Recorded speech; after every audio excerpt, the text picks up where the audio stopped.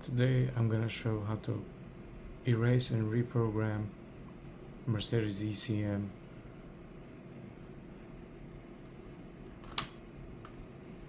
You must have CGMB software. This is software. This is the device. This is the ECM from the car. The reason we're replacing this ECM is because the car has some misfire, and the only way to fix this is the ECM replacement. And we have a used ECM. So basically what you have to do is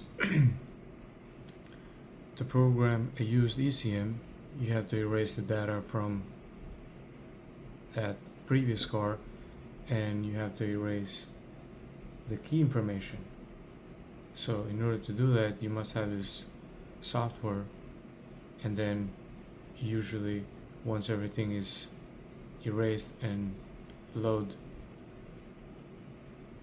the key information from the car you need to have it programmed, you must have Zentry and do some teaching and adaptation through there.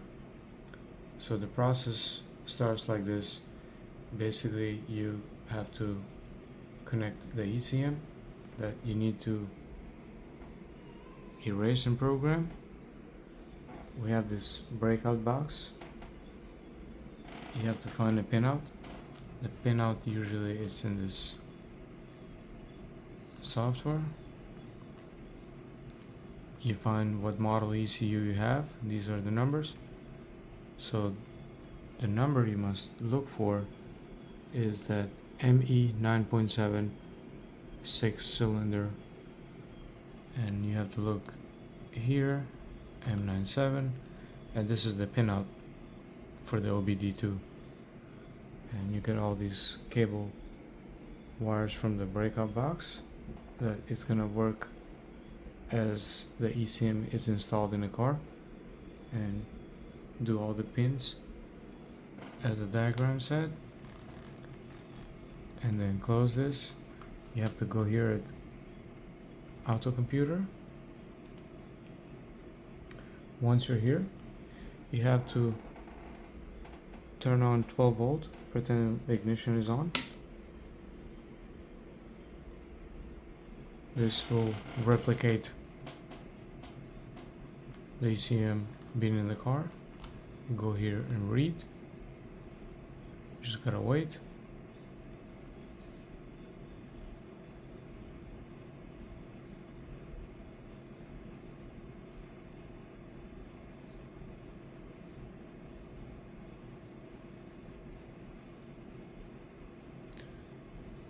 Sometimes it's very fast, sometimes takes a few minutes. I already read the ECM. We have here the VIN number from the car. We have to erase all these data, and all this must be unchecked in order to be able to program that. So right now what we have to do is you have to click here, get erase password.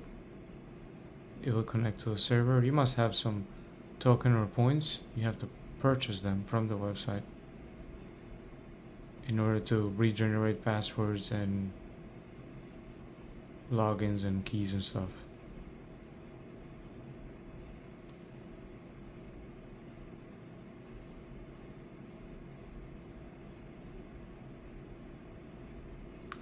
Erase password calculated successfully. Click OK. Go ahead and read it one more time.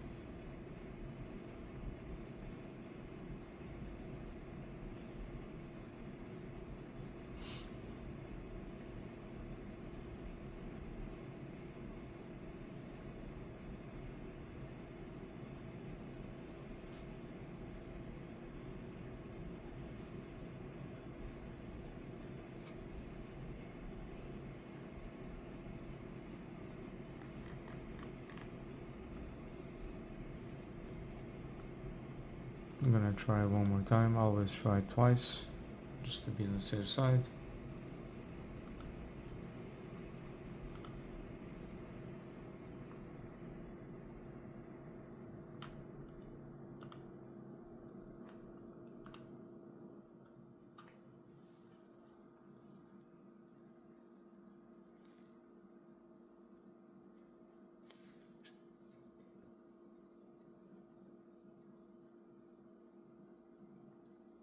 After this reading, I'm going to swap the ECMs and transfer the data to the new ECM. As you can see, it unchecked activated and personalized.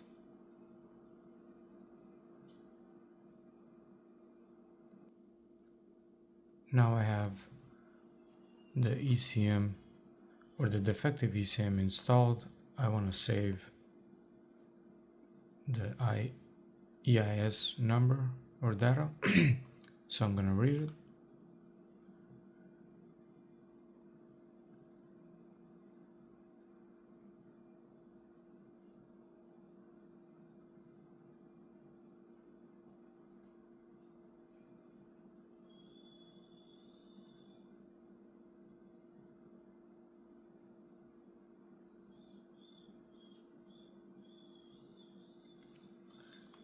This is the car that I need to save. This is the VIN number. So I'll copy this. I'll have to generate EIS data. I'll create a new folder.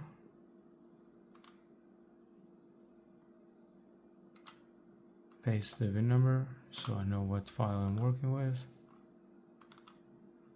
And save right here this file. Saved.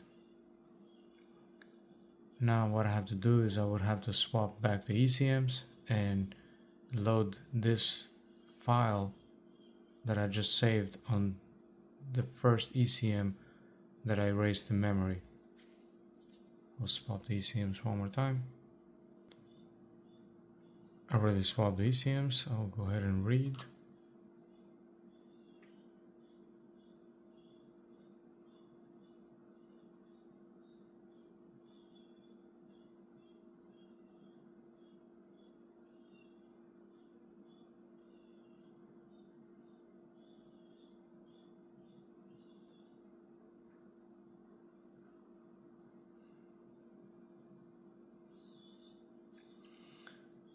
Click here load file, so I'll click on the file I just saved, open, and as you can see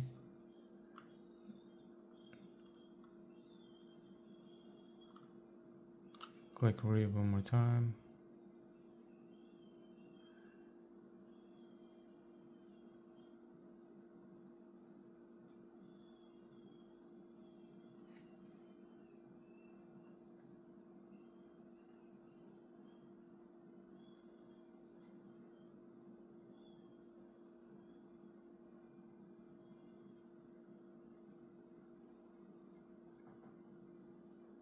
Now after this has been done, I usually go ahead and install the ECM in the car with Zentry. I would do a teaching authorization process and then I would rewrite the VIN number with VIN to match the car's VIN number. Sometimes the VIN number on the ECM it's different. Zentry will ask, do you want to update it? You can do it with Zentry. Some of the modules you don't have to, or some of the cars you don't have to unless you want to do a complete professional job. You would have to rewrite the correct VIN.